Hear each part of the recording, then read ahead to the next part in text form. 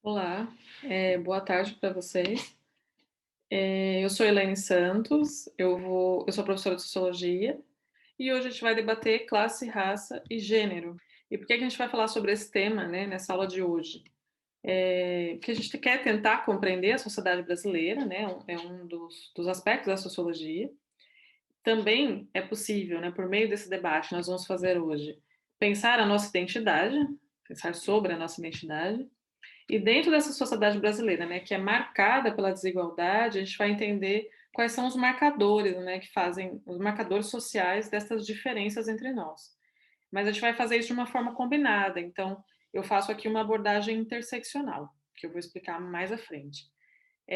Todos esses conceitos relacionados, eles aparecem no nosso cotidiano, o tempo todo, né? A questão das desigualdades e das desigualdades de classe, raça e gênero estão o tempo todo na nossa vida. Então, pensar sobre isso, né, debater esse tema, pode nos ajudar a reconhecer a existência de preconceitos, o porquê da existência de preconceitos.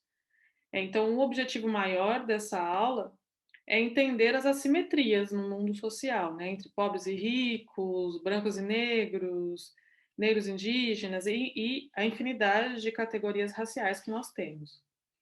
E essas manifestações, né, essas desigualdades, esses marcadores sociais, eles aparecem de diversas maneiras, seja por meio da renda, seja por meio de acesso a serviços, seja por meio da participação política, e, enfim, são uma infinidade de marcadores que nos oferecem, né, nos dão amostragens de como olhar para a sociedade e perceber que essas diferenças estão postas, queiramos ou não.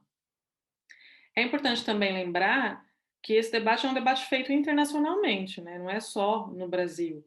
E que, por exemplo, a Agenda de 2030, né, dos Objetivos para o Desenvolvimento Sustentável, inclui no seu número 5, no objetivo 5, a igualdade de gênero e transversais. Então, nessa agenda, né, que é uma agenda internacional, estabeleceu-se que para que cada país conseguisse alcançar a sua sustentabilidade, era necessário que existisse uma diminuição da desigualdade de gênero e todas as suas transversalidades.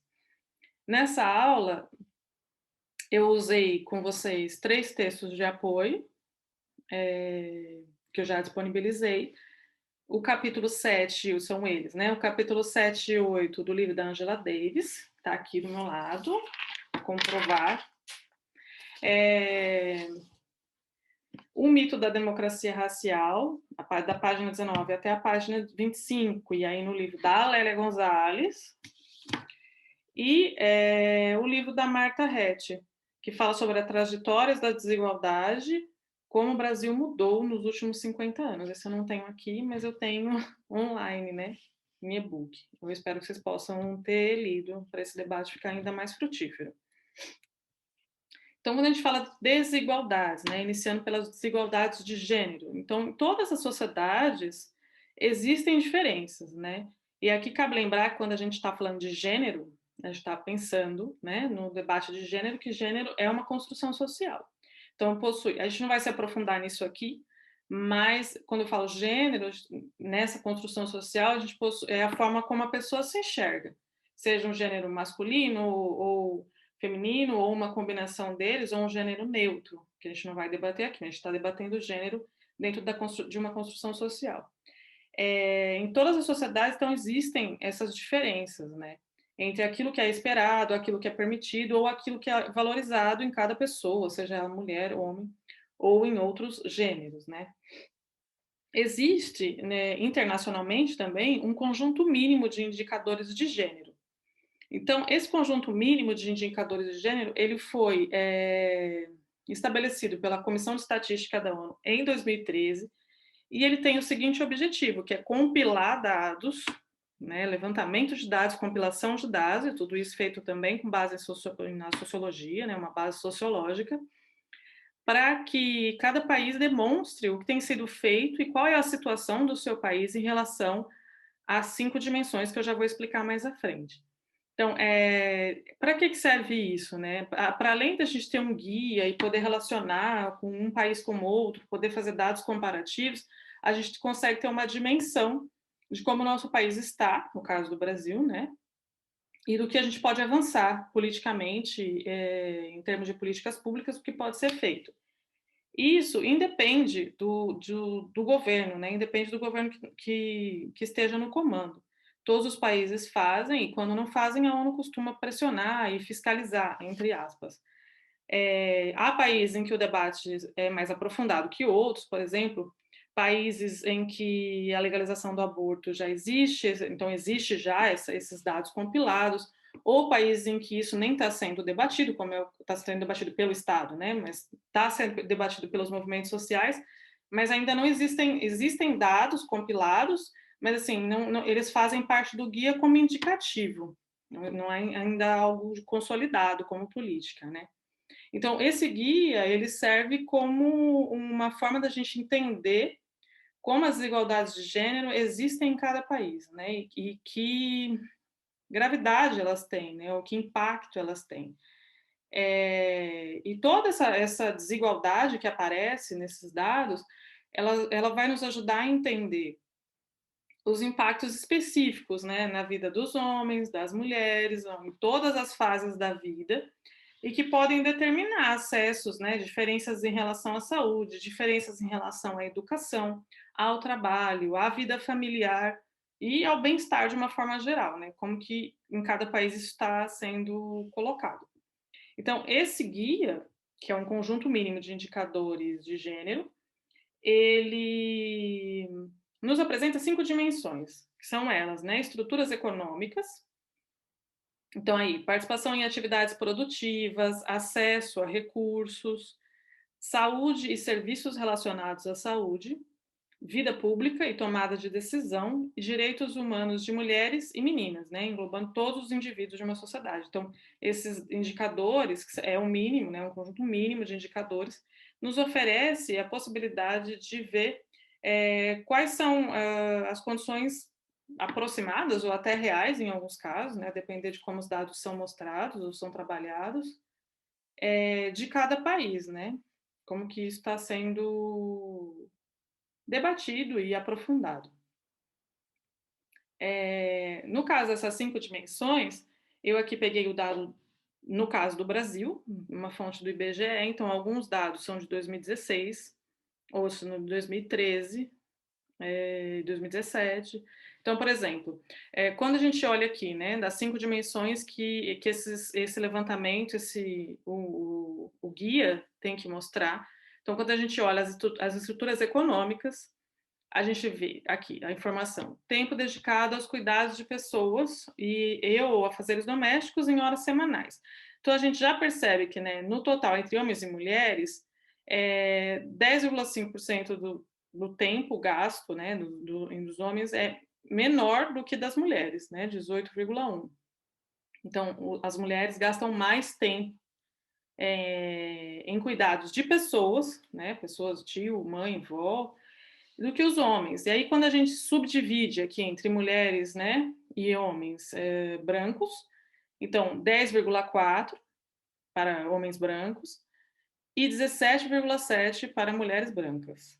E ainda mais a fundo, né, entre mulheres pretas ou pardas, 10,6 entre homens pretos ou pardos, que dispõem, né, cujo tempo é colocado nos cuidados domésticos e afazeres, né, cuidado com relação às pessoas, e 18,6 de mulheres pretas ou pardas. Então, se a gente olha aqui, né, as mulheres pretas ou pardas são as que mais dispõem de tempo dispõe do seu tempo para cuidados e afazeres, cuidados com pessoas e afazeres, né?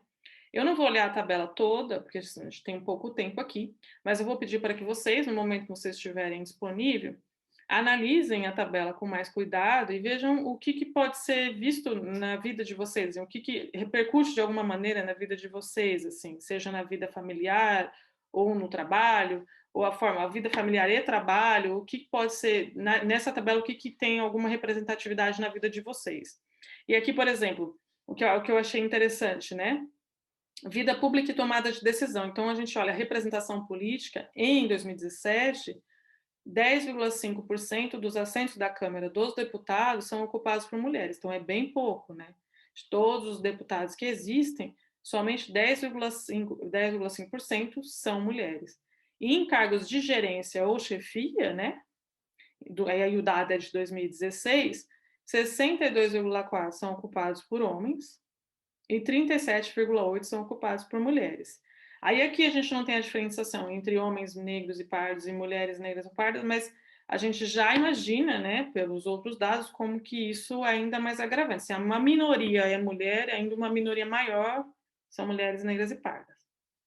Então, eu vou pedir para vocês analisarem esse dado, essa tabela, com mais calma, quando vocês tiverem tempo e ver se vocês conseguem identificar, e por regiões também, né, a taxa de fecundidade adolescente, que aí a gente está falando de direitos humanos das mulheres e meninas, né, e aí a gente continua debatendo na próxima aula.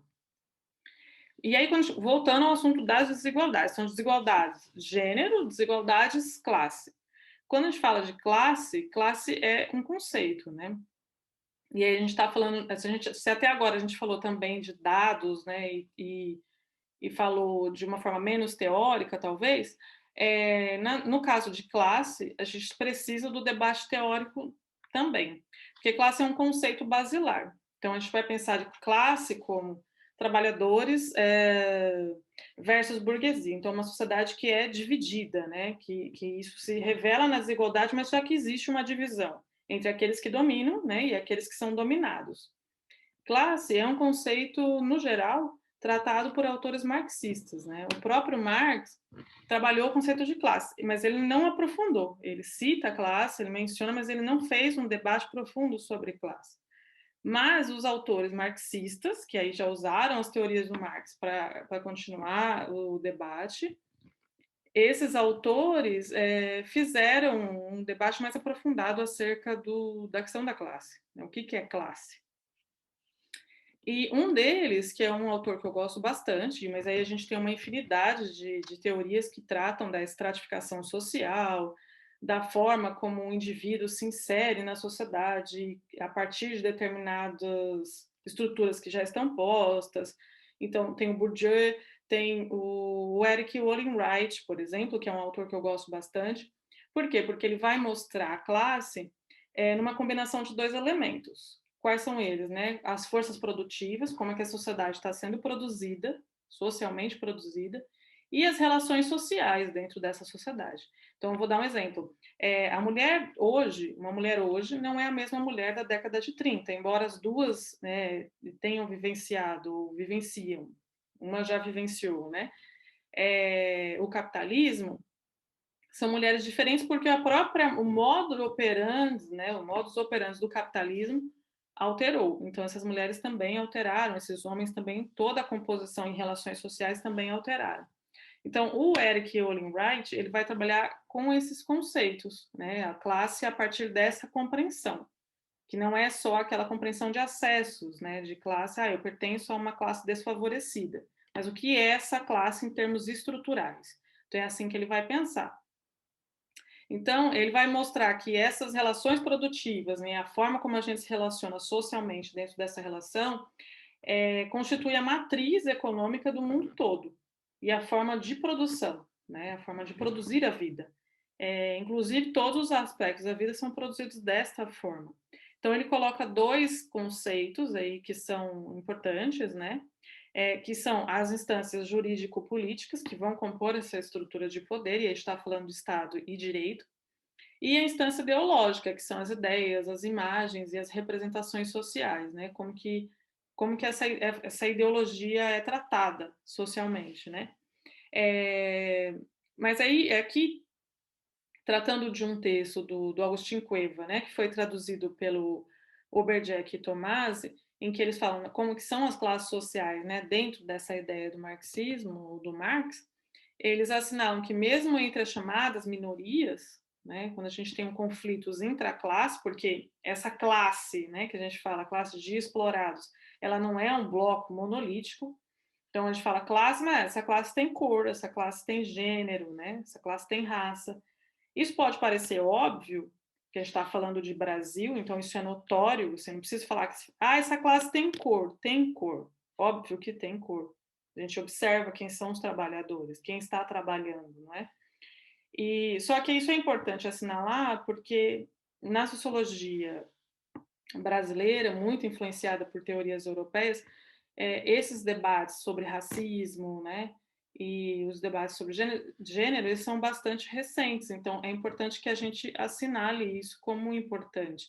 Então, quando a gente fala em classe, a gente não está falando da classe operária inglesa que o Marx tratou no seu período, a gente está falando de uma classe, que é uma classe trabalhadora, que é uma classe trabalhadora brasileira, então ela tem as suas questões, né?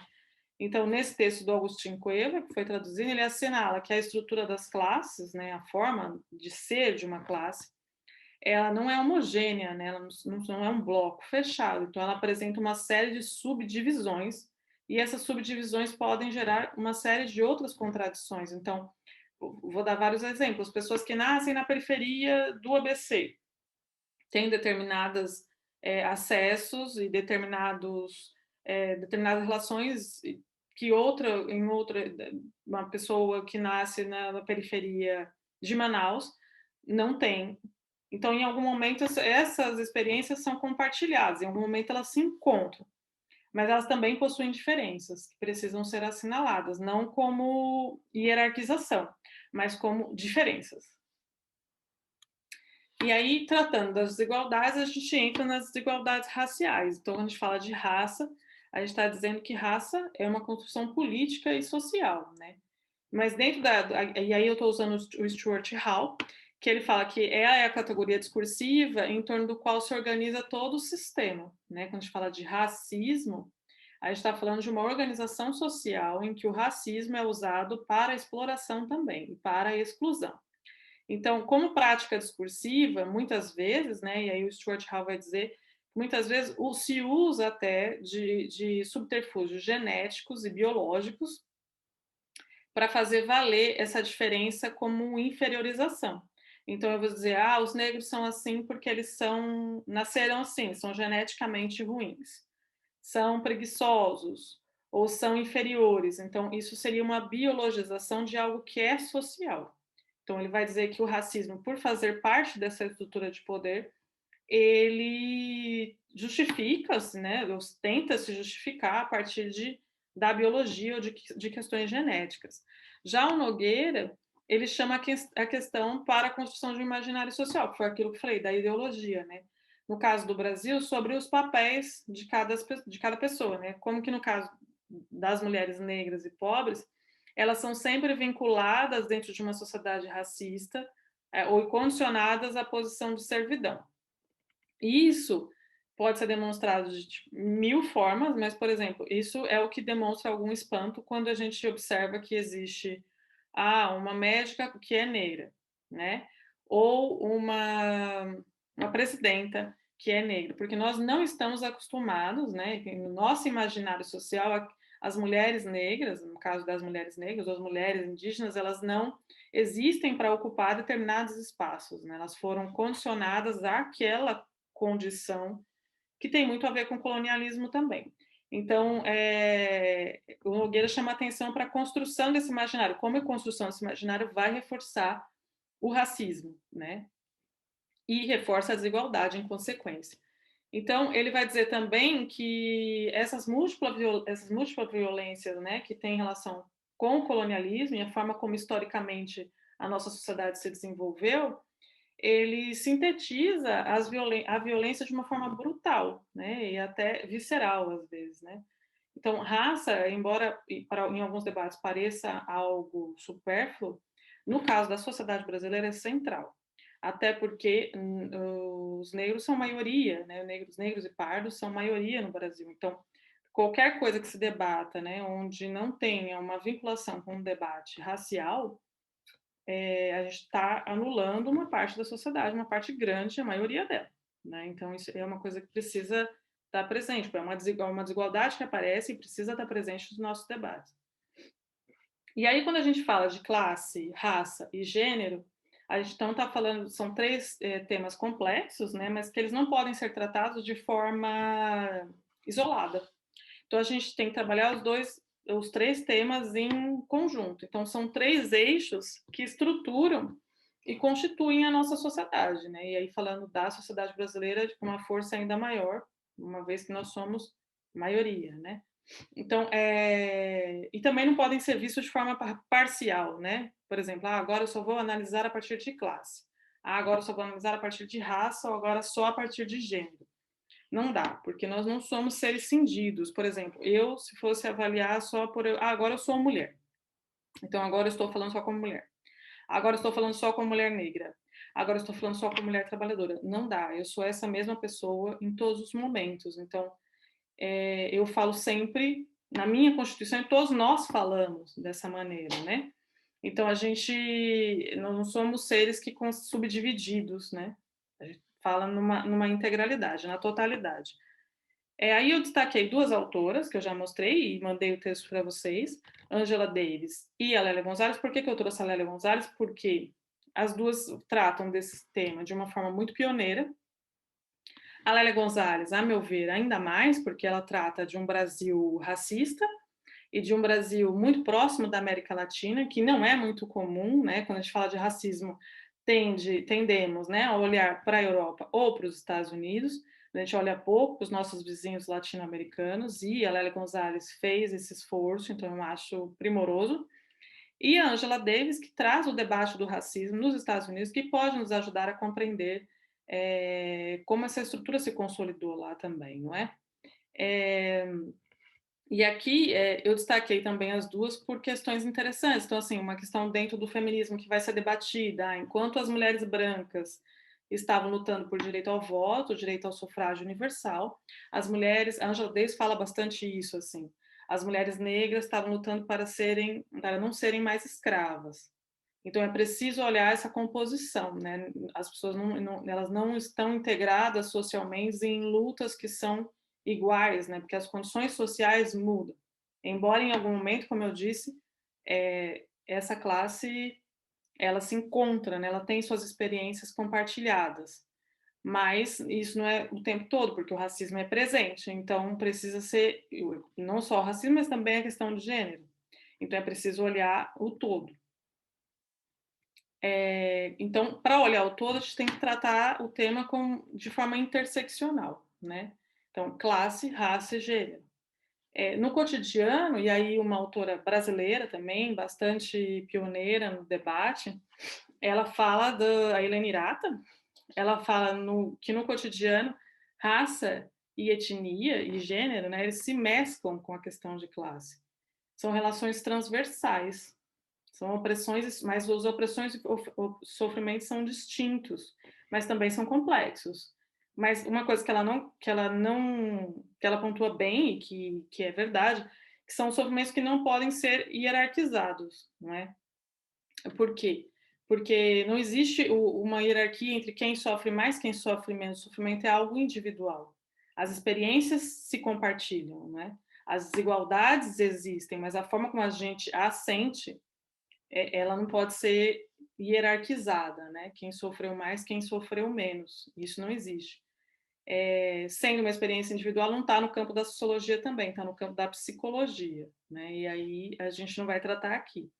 Mas esse debate, né, entre classe, raça e gênero, ele é indissociável. Não dá para debater uma coisa e não debater outra. Se eu falo de classe, estou falando de que classe? Né? De que país? Qual é a composição dessa classe? Né?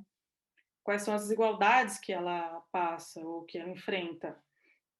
Então, existe uma coabitação aí de lutas, né, e correspondência entre elas.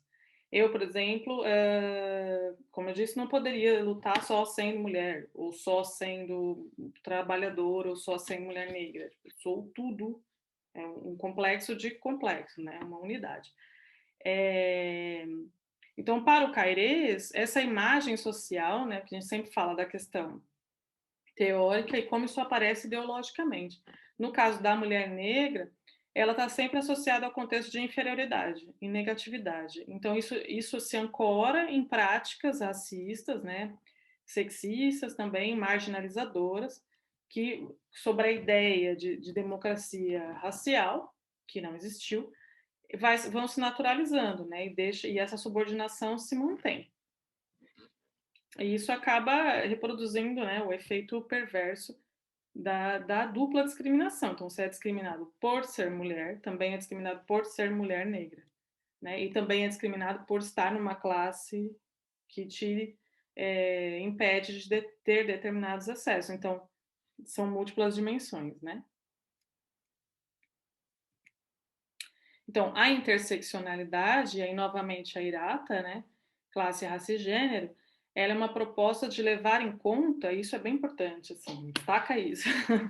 Ela é uma proposta de levar em conta, que leva em conta, né, as múltiplas fontes de identidade. Então, não é assim, nós somos seres, né, coletivos e sociais, né? Mas somos individuais também. Então, ela leva em conta as múltiplas formas de identidade, as múltiplas fontes de identidade, né, de onde nós somos, de onde nós partimos, mas ela não tem a intenção, e aí é importante frisar, de propor uma teoria globalizante da identidade. Então, identidade agora é isto, né? Então, para ser mulher negra é preciso ser assim, ou para ser mulher indígena é preciso ser deste. Por isso, a gente está incorrendo no mesmo erro. Nós queremos ser respeitados, né, a partir dessas desigualdades que existem, a partir da nossa condição, né? Nós não queremos nos adequar a uma condição que nos. Ah, identidade negra que é assim. Não, então, ela não é uma tentativa de propor uma teoria globalizante, né? Aqui, no processo de racialização, eu usei um texto que eu indiquei para vocês, do Oliveira Murabi, né, é um texto de 2020, em que ele fala, a quarentena é branca, e ele vai olhar, e aí isso vai ficar mais claro na cabeça de vocês, como raça, gênero e colonialidade, né, classe, raça e gênero, faz parte também desse momento que a gente está vivendo da pandemia. Então ele vai mostrar qual é a cor da pandemia, né? E aí ele cita o caso, e aí eu demonstro aqui para vocês, o caso da empregada, a Cleonice Gonçalves, a empregada doméstica de 63 anos, que foi a primeira vítima, né, fatídica do Covid, isso em 2020. E essa mulher, que era uma doméstica, ela morreu depois de ser contaminada por sua patroa, né, também mulher, mas em condições distintas, uma patroa que tinha acabado de chegar da Itália e trouxe com ela o vírus. Então, aqui, as notícias até então nem tinham colocado o nome. E aí a filósofa Djamila até destacou aqui no fim desta notícia, do El País, que nem morta a empregada teve o privilégio de ser nomeada para ser humanizada no luto, porque até então as notícias não tinham nomeado. Então, aqui já é um encontro, né, de classe, raça e gênero. Estou falando de duas mulheres, de delegação de trabalho, trabalhos domésticos para uma outra mulher que acabou tragicamente morrendo, falecendo por Covid. Então, essa é uma notícia que, por exemplo, quando a gente olha, ela já tem uma abordagem interseccional. E aí, essa classificação, né, em meio à crise, ela revela estruturas que já existiam, ela traduz essa lógica de divisão, de controle, de exploração do trabalho, então tudo isso já existia, não é algo novo.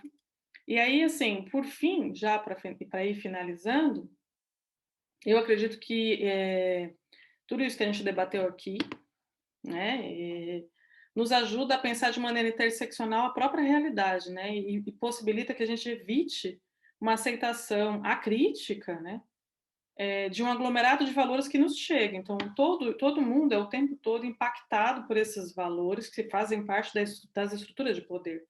Então, é esse debate, debater profundamente essas questões, se apropriar desses temas, fazem com que a gente observe como a dinâmica social vai acontecendo de uma forma mais crítica, né? Aqui são as referências, os sites consultados. É isso, eu agradeço pela presença, pela paciência, muito obrigado e tchau!